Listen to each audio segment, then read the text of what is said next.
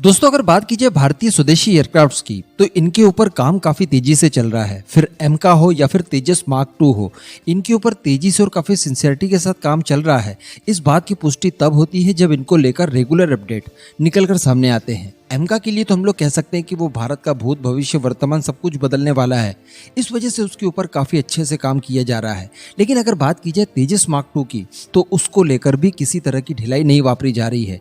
आप लोग नोटिस कर रहे होंगे जब भी कोई अपडेट आता है मैं आपको देता हूं और रेगुलर अपडेट तेजस मार्क 2 से संबंधित भी आते हैं। रिसेंटली मैंने आपको अपडेट दिया था तेजस मार्क 2 के बारे में कि इसके प्रोटोटाइप की मैन्युफैक्चरिंग के लिए स्पेशल यूनिट सेट की जा रही है। इसके लिए हैंगर्स बनाए जा रहे हैं, अलग अलग टेस्टिंग डिवाइसेस तैयार की जा रही हैं ताकि तेजस मार्क 2 के प्रोग्राम में किसी भी तरह की कोई कमी या देरी न हो पाए। कहने का मतलब तेजस मार्क 2 हो, एमका हो, ये सारे प्रोजेक्ट भारतीय वायुसेना को ध्यान में रखकर ही शुरू किए गए थे और इनका खासा इंपॉर्टेंस बनता है हमारे लिए। लेकिन अगर बात की जाए भारतीय वायुसेना की तो हम लोग देख रहे हैं पिछले एक साल से लगभग जब से वी.आर. चौधरी सर भारतीय वायुसेना के प्रमुख बने हैं, उन्होंने तेजस मार्क 2 को लेकर काफी हद तक न्यूट्रल स्टैंड रखा है।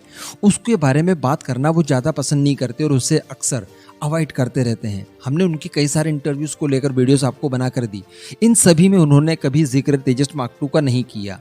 हालांकि कल एक और इंटरव्यू हुआ है, लेकिन कल के इंटरव्यू से ठीक पहले जो उनका सेकेंड लास्ट इंटरव्यू था उसमें भी उन्होंने तेजस मार्क 2 के बारे में पहली बार चर्चा करते हुए कहा कि वो भारतीय एयरफोर्स का हिस्सा बनेगा। लेकिन वहां पर अगेन उन्होंने जिस तरह का बयान तेजस मार्क 2 के लिए दिया, ये नहीं कहा जा सकता था कि इंडियन एयरफोर्स बहुत ज्यादा एक्साइटेड लग रही है इस समय। Indian air force means V R. Chaudhari sir वही प्रमुख है, तो उनका जो भी ओपिनियन होगा वो हम लोग इंडियन एयरफोर्स का मान सकते हैं। जबकि हम लोग सभी जानते हैं कि जिस तेजी से हमें हमारे पुराने फाइटर जेट्स को रिटायर करना है, उनकी जगह फुलफिल करने के लिए भारत को तेजस मार्क 2 की सख्त आवश्यकता है। कई बार इसके ऊपर हम लोग डिस्कशन कर चुके हैं। अभी रिसेंटली वी.आर. चौधरी सर ने ANI को इंटरव्यू दिया और इस इंटरव्यू के दौरान उन्होंने तेजस मार्क 2 और एमका के बारे में डिटेल में चर्चा की। अभी एमका की अगर बात की जाए तो वो तो काफी स्पेशल है हमारी एयरफोर्स के लिए। 120 से ज्यादा की संख्या में भारतीय एयरफोर्स उसे इंडक्ट करने वाली है और बाकी नंबर्स घट बढ़ सकते हैं रिक्वायरमेंट के हिसाब से। तो एक स्टेल्थ एयरक्राफ्ट की जो कमी है उसे हम लोग एमका मार्क 1 और मार्क 2 से पूरी करने वाले हैं।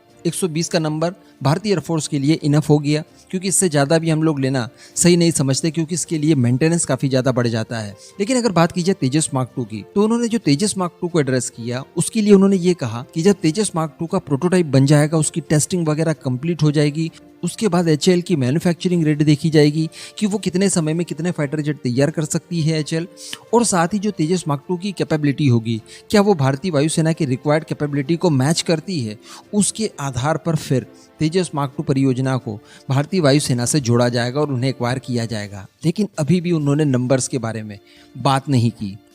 कहने का मतलब वो ये कह रहे हैं कि पहले हमें देखना पड़ेगा, सोचना समझना पड़ेगा, उसे आजमाना पड़ेगा, उसके बाद हम लोग खरीदने की प्लानिंग करेंगे।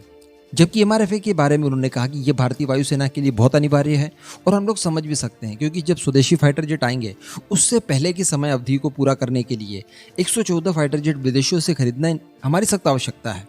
लेकिन अगर इसके बाद की बात की जाए तो तेजस मार्क 2 के लिए वो उतने ज़्यादा एक्साइटेड नहीं दिखाई दे रहे हैं। जबकि अगर बात की जाए तेजस मार्क 2 की रिक्वायरमेंट की तो जो हम लोग समझ पा रहे हैं कि हमारे फाइटर जेट जो रिटायर होंगे, जिसमें आप मिग ले लीजिए या फिर मिराज ले लीजिए, जब ये रिटायर होंगे तो उनकी जगह पर हमें डेफिनेटली तेजस मार्क 2 को इंडक्ट करना ही होगा। तो ये सारी चीज़ें तो उन्हें भी पता होगी, लेकिन इसके बावजूद अगर वो इस तरह की बात कर रहे हैं तो कहीं ना कहीं इस प्रोजेक्ट को लेकर संशय अभी तक बरकरार है। और दूसरी बात अगर बात की जाए इसकी कैपेबिलिटीज की तो तेजस मार्क 2 की कैपेबिलिटी के ऊपर हम लोग कई बार बात कर चुके हैं।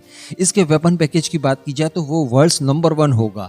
इसमें कई सारे सब सिस्टम वो वाले इस्तेमाल किए गए हैं जो कि हमने एमका के लिए तैयार किए हैं, और जब इसका CDR कंप्लीट हुआ था उसके लिए भारतीय वायुसेना द्वारा अप्रूवल भी दिया गया था। तो कहने का मतलब जो भारतीय वायुसेना की रिक्वायरमेंट को ये मैच कर रहा है, उसके बाद और किस तरह की रिक्वायरमेंट ये देखना चाहते हैं ये अभी तक समझ में नहीं आ रहा है। वैसे इस पूरे मुद्दे पर आपका क्या मानना है? आपके हिसाब से तेजस मार्क 2 भारतीय वायुसेना का हिस्सा बनना चाहिए या फिर नहीं? नीचे कमेंट करके जरूर बताइएगा।